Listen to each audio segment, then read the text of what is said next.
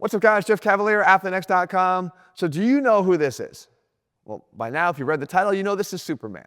But you may not know this is David Corenswet.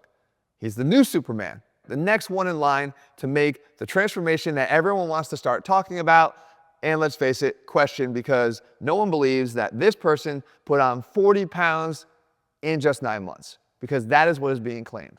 Well, today, I'm going to break down his workout, his nutrition, and we're going to address the questions here to see what really might have caused this transformation. And you know what? My answer might not be exactly what you thought it would be.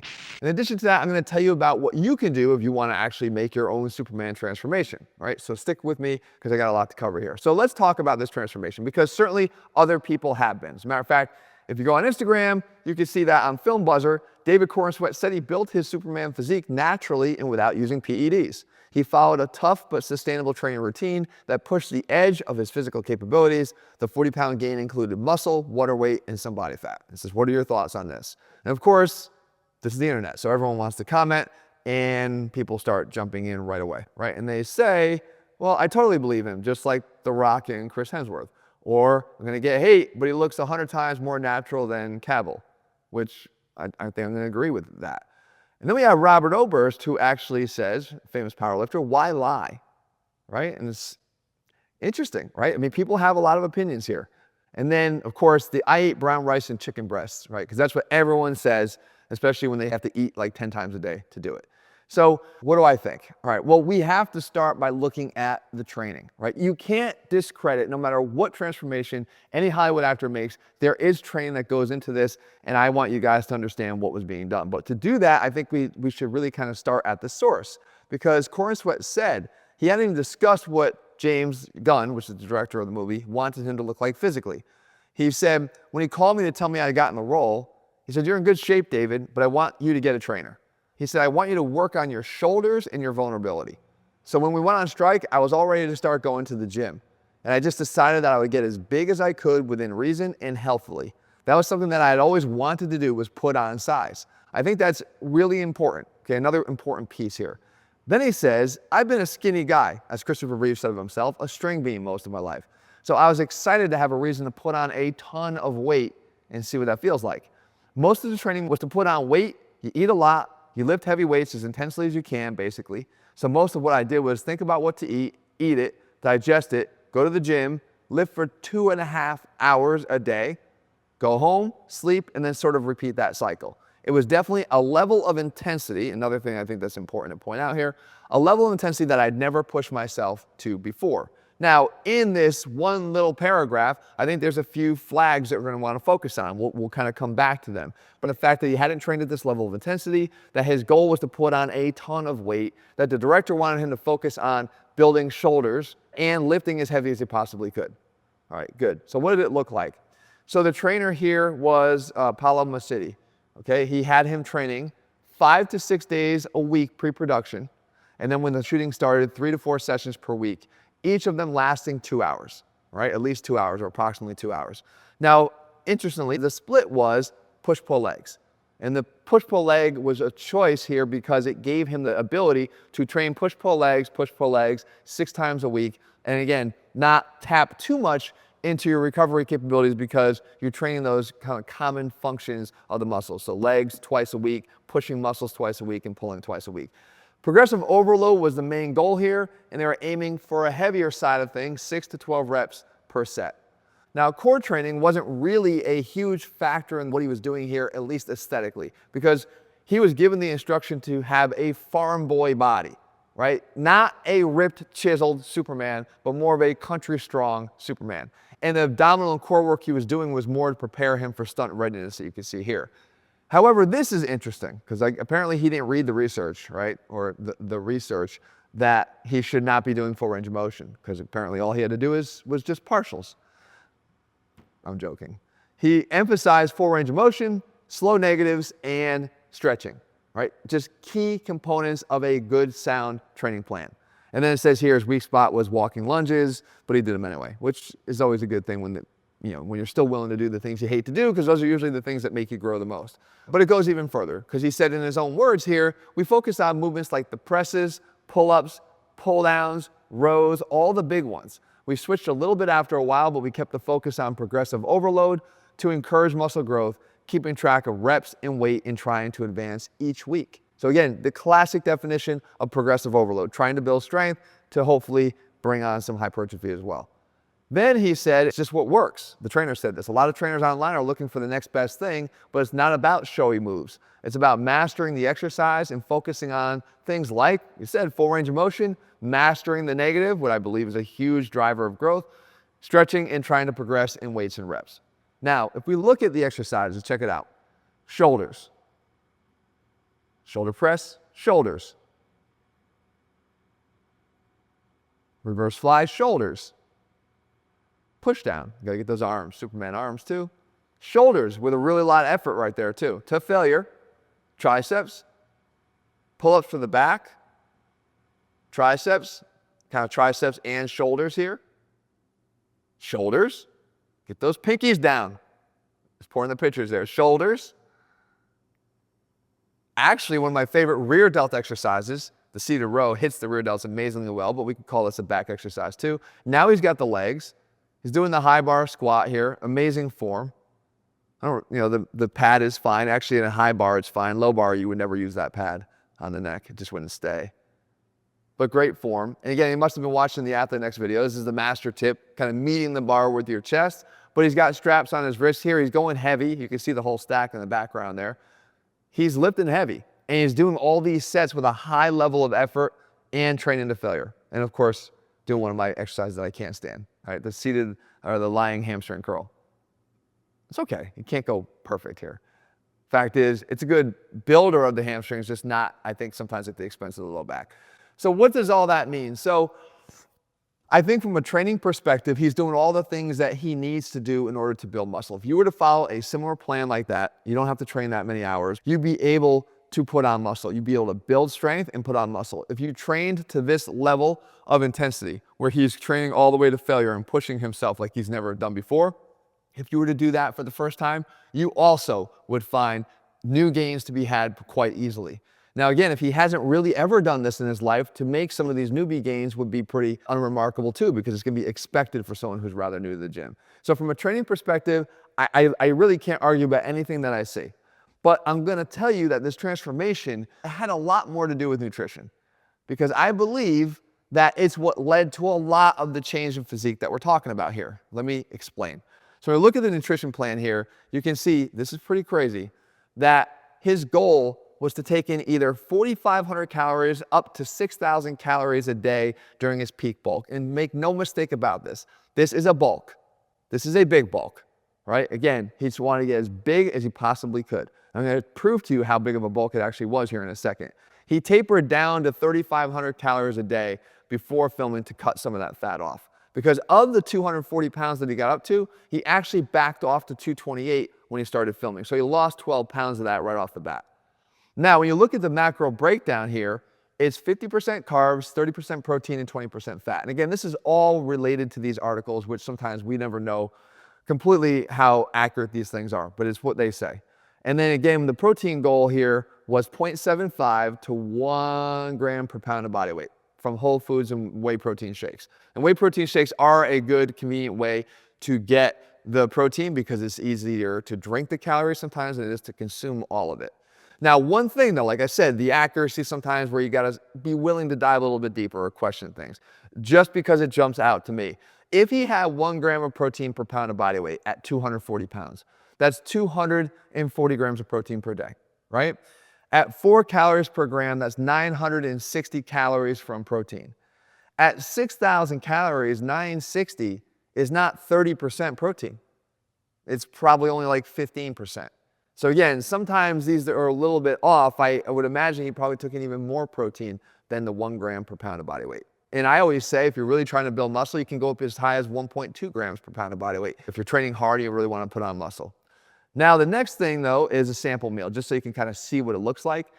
Probably not very surprising because everyone seems to claim these same type of meals, but 6 egg whites for breakfast plus 2 whole eggs, 1.5 to 2 cups of oats, Greek yogurt, berries, almonds, protein shake, right? There's a lot of food there, as you would expect. And then other meals, again, here's where we get to the rice and chicken, right? The beef, fish, all the protein sources, veggies, and again, protein smoothies and yogurt snacks. Now, I do think you have to make sure you pay attention to this too. There were cheat items, right? And again, to get to the calorie levels I'm about to show you, I think there's more often. There's cheats in there more than maybe you are right now. But he had French toast, waffles, and his kryptonite was cereal, which, by the way, I have a bit of a kryptonite for cereal too. Ever since I was a kid, now my son keeps a lot of cereals in the cupboard there, Cinnamon Toast Crunch, Apple Jacks. It's hard not to just at least, take a few handfuls or a bowl. Now, what does this all mean? If you want to determine how much of a bulk this really was and maybe why we see the transformation that we did, then you have to calculate two numbers. The first is the basal metabolic rate. What the BMR is the number of calories that a person would need to be able to survive just at rest, just laying there in bed to sustain the mass of that individual. This person happens to be 6'4", 240 pounds, okay? That's a big boy. Now, how do you get to sustain that? Well, you're gonna have to do all this math in here, which we don't have to bore you with, but you come out with a number of 2,150 calories per day just to exist. But that's not the number that we really care about, because what we really need to know is what his TDEE is. That is your total daily energy expenditure, because he's active. He just said he's been working out for 2 hours a day, which would put him in the highly active category. The highly active category, you can see here, requires a multiplier of 1.725 times that daily calorie BMR.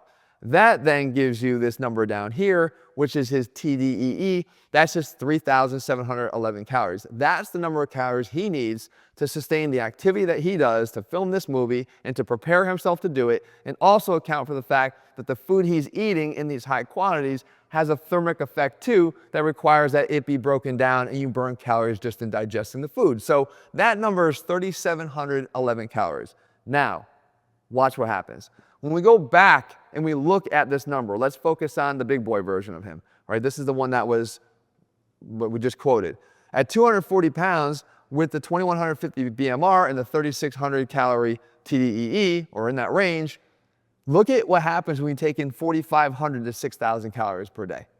Again, like I said, that is no small bulk. That's a big bulk. In other words, if he was taking in 6,000 calories, that's 2,500 extra calories per day above maintenance. You're gonna put on size. You're gonna put on fat, but you're gonna put on size. Mostly fat, but you're gonna put on some size too, because you clearly have enough calories to do it. And even if you go down here to the low end, you can see at 200 pounds, at a 3,300 calorie TDEE, again, even if he was doing 4,500 calories at this point, you're still at a 1,200 calorie surplus every day. That's not the small 300, 400, 500 calorie surplus that we talk about, even when we're talking about bulking at a pretty decent pace. This is a pretty aggressive bulk, right? And again, we know that it didn't all come in the form of those rice and chicken meals, that there are some of these cheat meals that are contributing to some of these higher calorie amounts. All you gotta do is, again, go back to the source. Look what he said. To play Superman and bulk up to 230 pounds, I didn't fit into any of my pants. Now, let me ask you a question. When you just put on all muscle, for the most part, your pant size is not getting to the point where you can't fit in pants anymore. The fact of the matter is, when you can't fit in pants, it's almost always abdominal fat that you've deposited there because you're taking in too many calories. So it's another indicator that we know he put on a pretty good amount of fat to do this. And he said, I didn't feel great when I underwent the transformation initially because my body hadn't yet adjusted to all the extra weight he had gained. Again, we don't say that when we're just building muscle. Like, it feels good. Here, just to have all the extra weight in the form of fat probably caused him to not feel so comfortable. He even joked that he'd become a 2XL when he donned his champion sweatshirt during a table read for the film. And he said, that was the peak of my bulk. And then I slowly lost weight before we started shooting. I started shooting at about 228, like I told you. I know I wanted this to be my excuse to see what it would feel like to gain essentially as much weight as I could. All right, so let's talk about this transformation, because this is where I think people want to focus on whether or not it was natural or not. And they always want to look at the after photo. They'll point to his traps, and they'll point to his delts, and they'll say, this is where the androgen receptors are, and this is where all the steroids went, because this is how you get big traps. Well, I mean, look at the traps here. They're literally identical. I'm not saying that he didn't make any gains, but like, his traps are literally the same. And in terms of his delts here, they're a little bit kind of pulled back with his posture right here. I'm not saying that he didn't add size here, he did. But he also added a lot of fat around his body. You can see his abs a little bit here. There's a reason why this shirt is conveniently hung around his neck to cover his chest and to cover his abs. There's a reason, trust me. And if you look back where he had gotten to, I mean, you can see here that this guy versus this guy, I mean, he put on a good amount of fat in his face and his neck, covered here by the beard, but like he put on a lot of weight. There's precedent for this, right? If you look at Chris Pratt kind of going the opposite direction, this is a 60-pound difference between this Chris Pratt and this Chris Pratt who's got his abs showing here. In other words, it's not uncommon when you basically drastically change your nutrition plan to put on a lot of body fat. It's not. The only way to really drop body fat successfully is to dial in specifically at what you're eating. I don't care what type of training you're doing or what type of cardio you're doing. What has the biggest impact on how much body fat you have is going to be what you put in your mouth. And then of course, Corenswet going back in the other direction if he's drastically changing his diet by adding a lot more food. So when we go back to this transformation, again, I ask you, is this really that crazy? And I'm just gonna throw it out there. Is it that crazy? Because if you look at this, I wanna talk to you about what this is. This is 6'4", 240 or 235. What we're looking at, I'm gonna guess, is right about here, somewhere in this range. This is the low to high 20s in terms of body fat. Let me go back here to show you. That physique versus this one down here. I would imagine this is kind of like 21, right, or so. I'm gonna guess he's around 22% body fat, right around that range, right? And that's great. I mean, that's great. You can clearly see your abs when you're at like 15% body fat or so. He looks great and he looks super strong. There's no doubt about it. But if he was, let's say, 13% body fat in this photo here, right, and 22% here, guess what? At his lean down version of 228, when he got down to 228, he would only have to put on, to make this change in body fat from 13 to 22, a 9% gain in body fat, would only require 7 pounds of muscle. 21 pounds of that 28-pound gain would be body fat. 21 pounds to go from 13 to 22%. And he would have 7 pounds of muscle gain. Now I ask you, is it impossible for him in 9 months to have gained 7 pounds of muscle? Again, training hard for the very first time, training very intensely, training for strength, training with good, solid, progressive overload and exercise choices, right, under the guidance of a trainer, 6 days a week, having access to supplementation whenever he needed, rest and recovery, that's his job, so he gets to be able to do that. I'm just saying, I can see a case where I just hate when everyone always jumps to the conclusion that this guy's, completely not natty, right? And I think that's just it's the nature of the business, but that's what happens. But I also want to show you this. This guy over here is also around the same height, 6'2". He's also around the same weight, that's 235 pounds. And Arnold in this photo was a known anabolic steroid user. I do not see a comparison between these two bodies. I don't. Is it possible? It's always possible, guys, but is it probable? I don't think so. But it does bring us sort of back to these online comments. And someone said he has to say that, sadly. The studios can't have their franchise superstars saying that they're on anything. He's playing the game, and I hope he makes a great Superman. And I have to say that myself is that, again, if he was someone that was doing what others before him have done and they just don't want to talk about it, then are you really going to sit here and criticize him, or are you just going to go watch the movie like you have all the others in the past? You're probably just going to go watch the movie. The fact of the matter is, whether they disclose it or whether they don't, I will tell you that behind the scenes here, it looks like there's some pretty sound training principles. As far as the meal plan, guys, I would never bulk that much. I don't think you need to do that at all. As a matter of fact, you can build muscle and burn fat at the same time if you're following a training program and a smart nutrition plan. I've got all of those. As a matter of fact, I also have brand new a Man of Steel workout program for you. Limited time, how to create a Superman-like body over at ATHLEAN-X.com. It's actually free for a very short period of time. By the time this video comes out, probably only 1 or 2 more days. So you're gonna wanna head over there. Guys, if you haven't done so, make sure you click subscribe, turn on notifications, and also if you're looking for a good PPL program, our Beast PPL program does what this does, but again, in a way I believe gives you the rest and recovery you need and allows everyone, natural or not, to get amazing results. All right, guys, we'll be back here again soon with another video. Stay tuned.